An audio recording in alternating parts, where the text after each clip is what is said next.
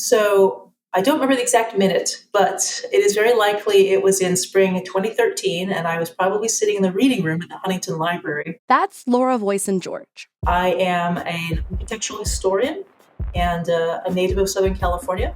Back in 2013, Laura was considering a PhD and was researching one of California's first successful surgeons, Dr. John S. Griffin. And on one of those long sessions of library reading, she came across a useful resource. In the 1950s and 1960s, there was a UCLA medical lecturer named Viola Lockhart Warren, and she wrote a series of articles about early Anglo doctors in Southern California. One of those articles contained a historical detail that struck Laura as pretty odd.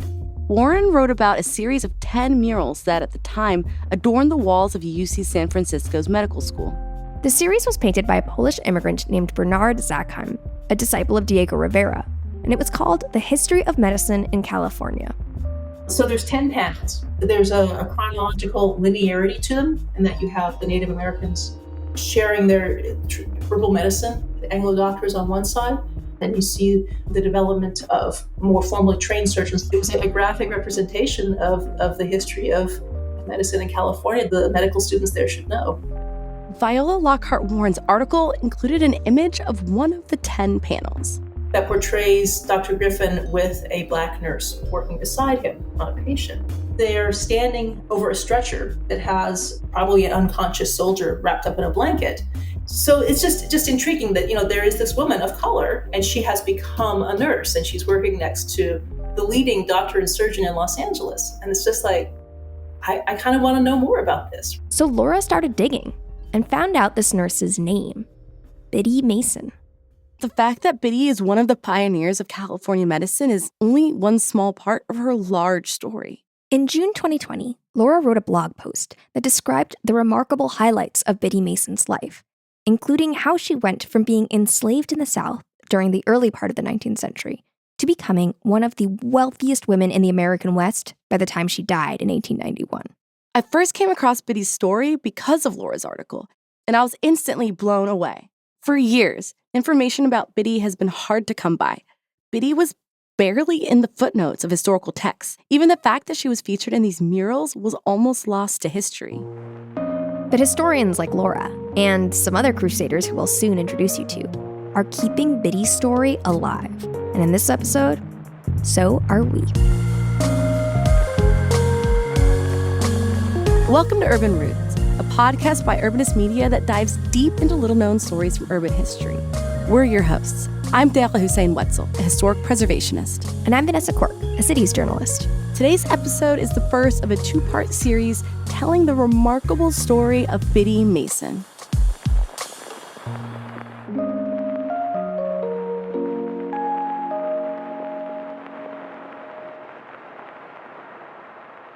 Biddy really belongs in the pantheon of great Black female leaders like Harriet Tubman and Sojourner Truth. When you look at where she came from and where she ended up, the story to me is every bit as remarkable. That's Kevin Waite. He teaches American history at Durham University in England. He's also the author of a new book called West of Slavery.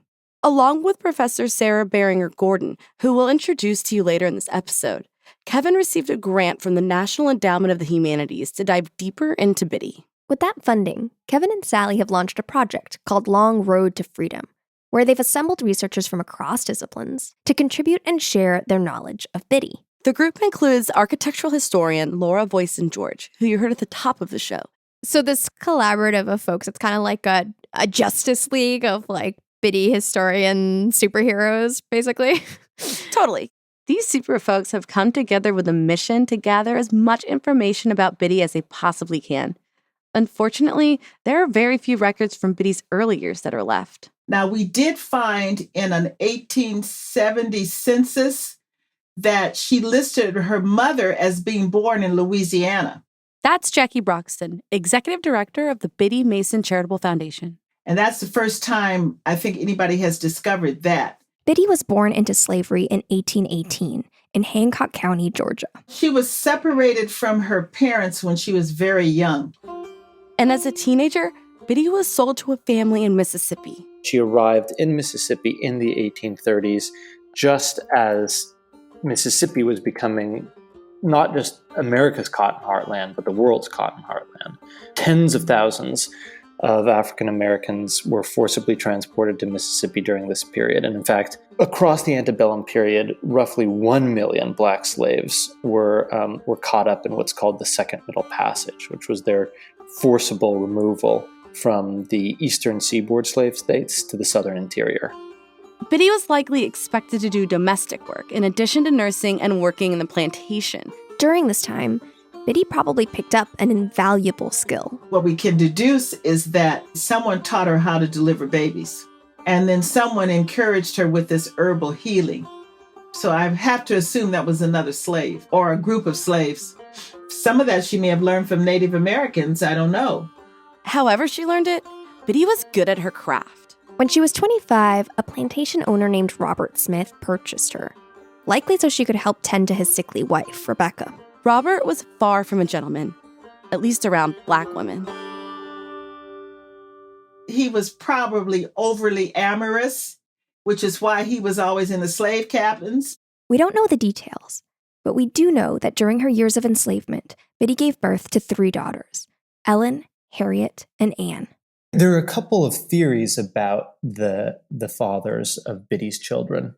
One, this is my favorite, and I wish it was true, but I think there's very limited evidence to support it, is that for a period she ran off and cohabitated with a Cherokee chief, and that he may have been the father of some of her children.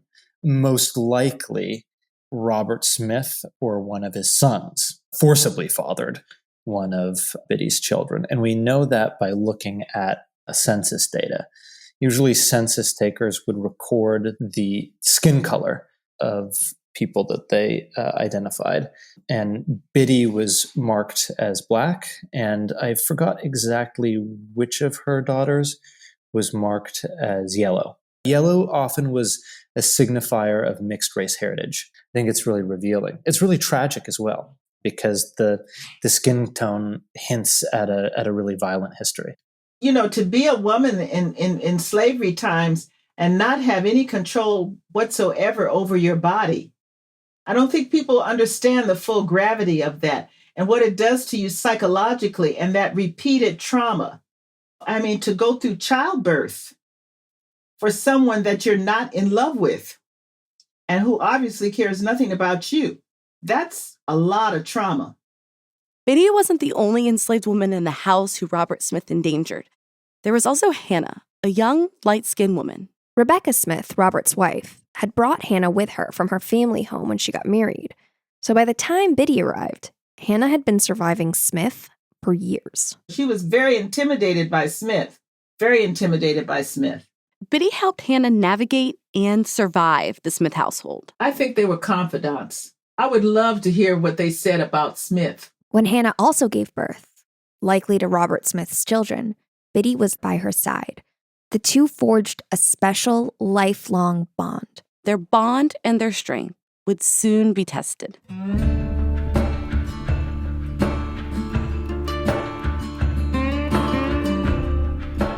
Biddy's experiences up to this point in her life were pretty typical for an African American woman of the time. But in 1848, Biddy's life would take an unusual turn. That year, Smith joined the Church of Jesus Christ of Latter-day Saints, the Mormons. At that time, Mormons throughout the U.S. were migrating into Western territories in what they called an exodus. Most moved to Utah, where their leader Brigham Young founded Salt Lake City in 1847. Robert Smith wanted to be there too. He packed up his legal family and the enslaved people under his charge, including Biddy, Hannah, and their children. Biddy was one of probably about 80 or so enslaved African Americans who was forcibly taken west to Utah during the Mormon exodus in the late 1840s. She went with a large party of white Southerners. They were called the Mississippi Saints. From her family's stories, we know a bit about what the journey must have been like for Biddy. Whereas most of the white Mormon travelers would have probably ridden in their wagons, Biddy walked most of the way from her home in Mississippi all the way to Cottonwood Canyon in Utah. That's a journey of about 2,000 miles, and there's every reason to think that she made a vast portion of that journey on foot. Biddy didn't just walk those miles from Mississippi. She worked the entire journey. Biddy, I think, would have been responsible for nursing white settlers, for taking care of the livestock, and for doing all sorts of assorted domestic tasks, I would say. She also helped deliver the children born on the trail. We think that it was on this journey that Biddy may have begun to sort of hone her abilities as a midwife. She and Hannah had young children to carry most of the way as well. Many who attempted the journey didn't make it to their destination. But against the odds, Biddy and Hannah survived the journey to Utah.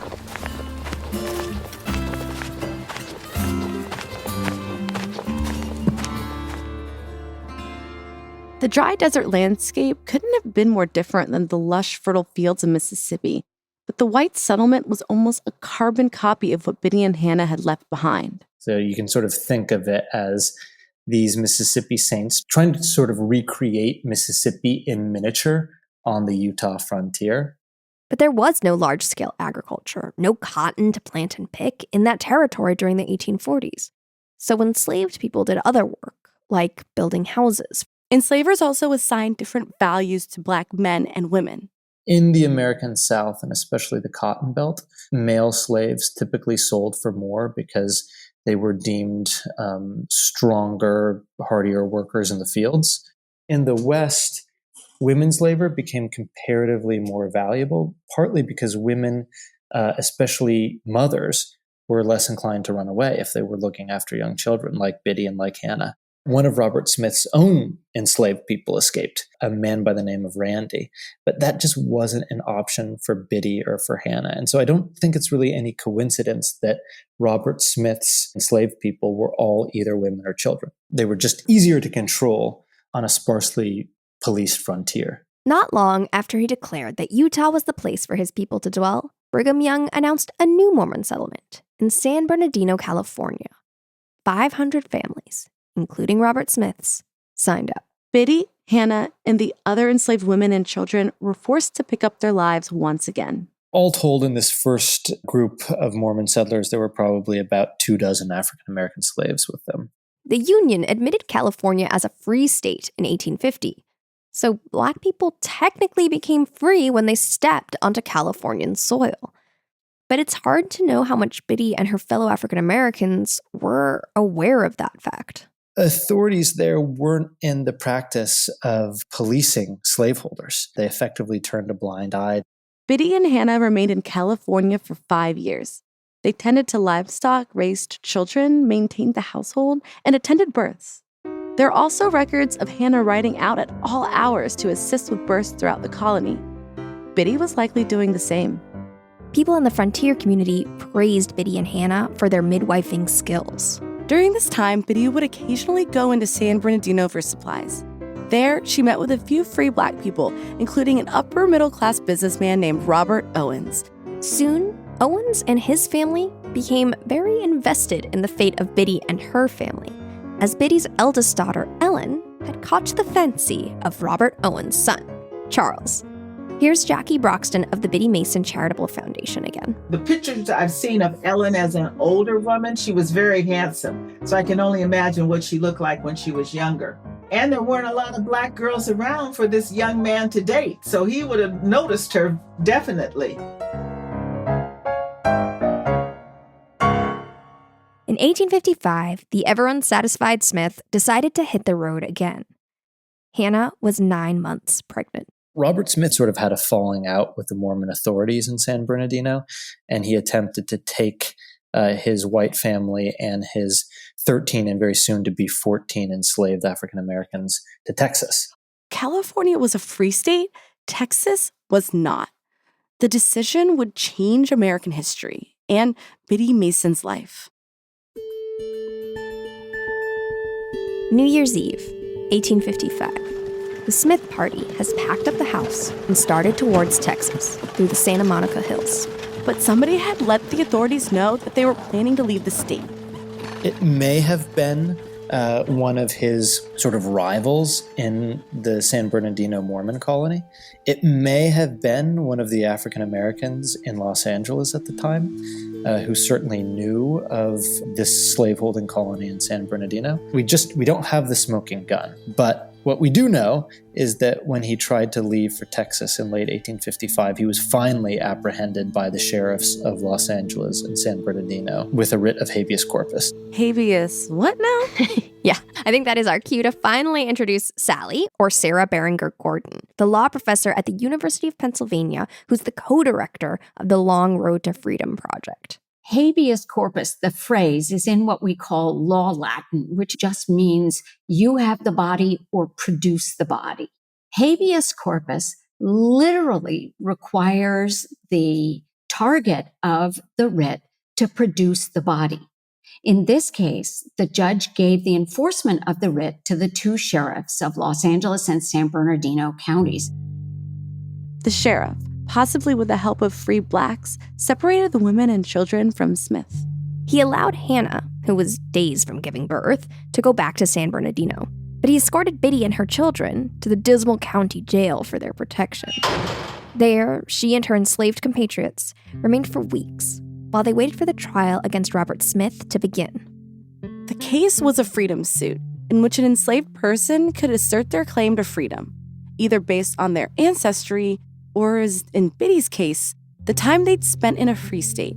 These lawsuits were pretty common before the Civil War. Judges tended to rule in favor of the slaveholders, and Smith was insisting that his slaves wanted to go with him to Texas. African Americans were voiceless in these proceedings. Even the Free State of California didn't consider them full citizens. In 1852, the legislature enacted a statute that prohibited any person of color from being a witness in a case that involved a white litigant. Sally told us that the judge in this case, Benjamin Hayes, broke the rules. We don't know why exactly. Maybe it was because Judge Hayes wasn't from California and was fuzzy on the laws there. Or maybe it was because he wanted to piss off Robert Smith, who had tried to subvert the trial at every step. Smith had even hired someone to threaten the opposing lawyer, who quit the case. Smith even tried to break into the jail. Robert Smith behaved so badly. He lied, he bullied, he threatened, that his credibility was entirely undermined. Judge Hayes decided he wanted to hear from someone other than Smith. The trial didn't really follow the rules about testimony. Robert Smith called Hannah to the stand. Imagine how terrified Hannah must have been at that moment. Robert Smith had ruled over her life. Now she was walking with her newborn into a courtroom, a space filled with white male bystanders, to take the stand and testify. For a woman like Hannah, who had spent her entire life hidden behind the enslavement wall of silence, coming to court and taking her place in the witness stand must have been unbelievably frightening and intimidating. Add to that she was described as a woman nearly white. Judge Hayes called one of the daughters all but white. He would not have known that she was a girl of color. So Hannah had tangled history and a deep, deep fear of settings like this where people like her often were sold, carried away, intimidated, and more. The lawyers asked questions. Hannah answered so quietly, she was hard to hear. They asked her repeatedly to speak up. Then they asked her the central question of the case. Do you want to go to Texas? Finally, and barely audibly, Hannah said, "Yes, I want to go to Texas." The courtroom was shocked. Judge Hayes included. He was shocked, but he was not persuaded. Judge Hayes decided he wanted to hear what Biddy had to say. But instead of summoning her to the witness stand, he invited Biddy into his chambers for an interview. At the time, Biddy was 37 years old. She had only ever known slavery. She came from the cotton fields of Georgia and Mississippi. She viscerally understood the potential consequences of turning against your master. Biddy was also a mother. She deeply feared the consequences of being sent back to a slave state. where her children, whom she loved more than anything, could be sold, abused, or worse at a moment's notice. So she wasn't just speaking for herself, but for her children and for Hannah and all the other mothers in her predicament. And at some level, Biddy understood that this was their best chance to keep their family together. All of them, each and every one who had a chance to speak, said that they wanted to keep their families together. When Biddy entered Judge Hayes' chambers and he asked if she wanted to go to Texas, Biddy answered very, very carefully. What she said was that she had always done what she was told to do, but at the same time, she was afraid of this trip to Texas. You can just feel the fear of this poor woman struggling to keep her family together. Judge Hayes was clearly moved by Biddy's testimony. And so the judge recognized that Robert Smith was lying to them and deceiving them. As a result, the defendant, Smith, lost even more credibility in Hayes' eyes. That's when Robert Smith decided to cut his losses. He skipped town. The case collapsed. It was over. Nobody claimed those 14 people as slaves any longer. And so, just perforce, they were freed.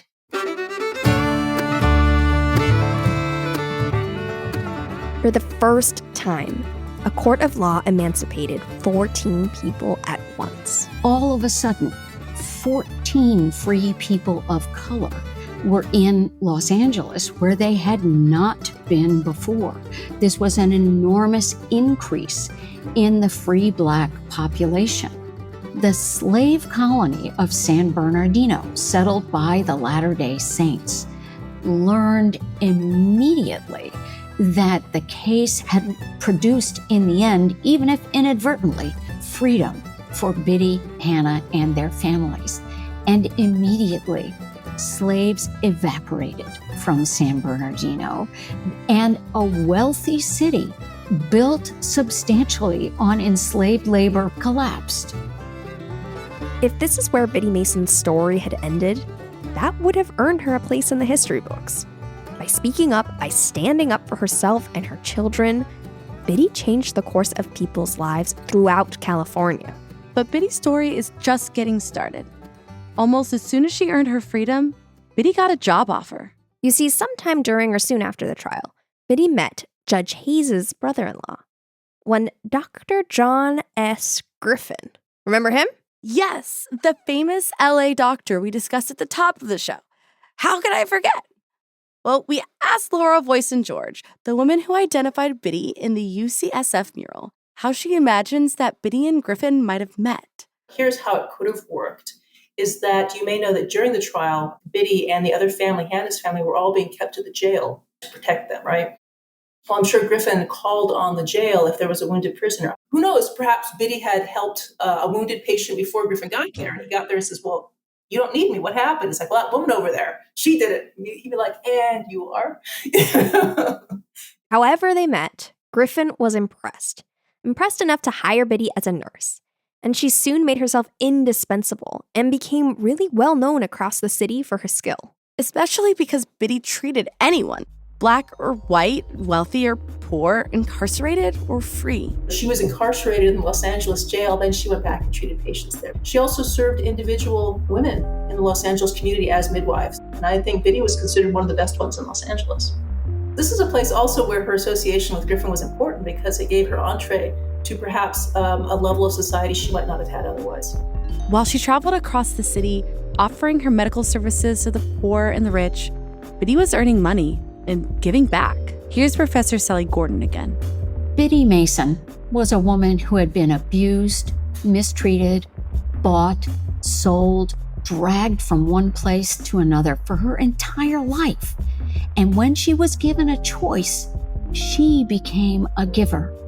She supported people. She educated them. She fed them. And she showed her courage by the way she embraced freedom and by what she built, which was a successful African American community. Biddy Mason built Black LA. That story in part 2.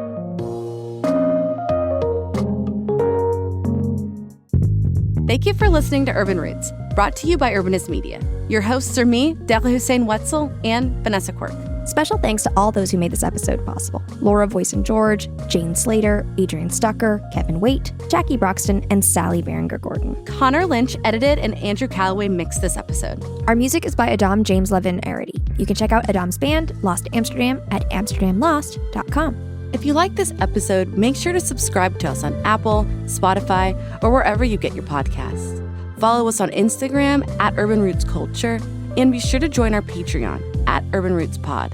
If you're subscribed, you'll be the first to know when we drop our next episode, which will continue Biddy's story and explain how this badass lady built Black Los Angeles. To support Urban Roots and help us tell more little-known stories of urban history, you can give us a good rating on Apple Podcasts. Till next time. Urban Roots. Looking back so we can move forward.